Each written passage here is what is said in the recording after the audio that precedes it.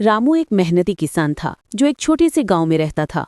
हर साल वो अपनी छोटी सी जमीन पर बड़े उम्मीदों से हल चलाता था।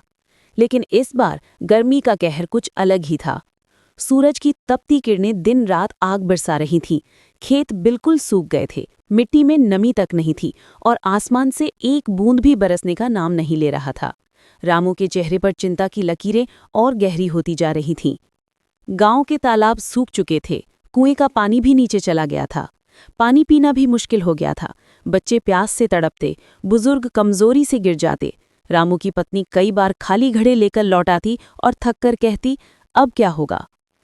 रामू रोज आसमान की तरफ देखता। कभी काली घटाएं आती तो आस जगती, पर कुछ ही देर बाद बादल छट जाते और आसमान फिर से तपता हुआ दिखने लगता। भूख प्यास से परेशान गांव वाले धीरे धीरे निराश होने लगे। कई परिवार गांव छोड़कर चले गए, लेकिन रामू अपने खेत, अपनी मिट्टी से जुड़ा रहा। दिन पर दिन हालात बिगड़ने लगे। खेतों में दरारें पड़ गईं, पशु भूख प्यास से मरने लगे। गांव का हर कोना जैसे रो रहा था। बच्चों की हंसी अब सिसकियों में बदल गई थी। फिर एक दिन मौसम ने अचानक करवट ली। ठंडी हवा चलने लगी, सूखे पेड़ों की डालियां हिल उठीं, आसमान पर घने काले बादल छा गए। रामू का दिल जोर से धड़कने लगा। कुछ ही पल बाद पहली बूंद जमीन पर गिरती है। मिट्टी की खुशबू फैलते ही गांव में जैसे नई जान आ गई।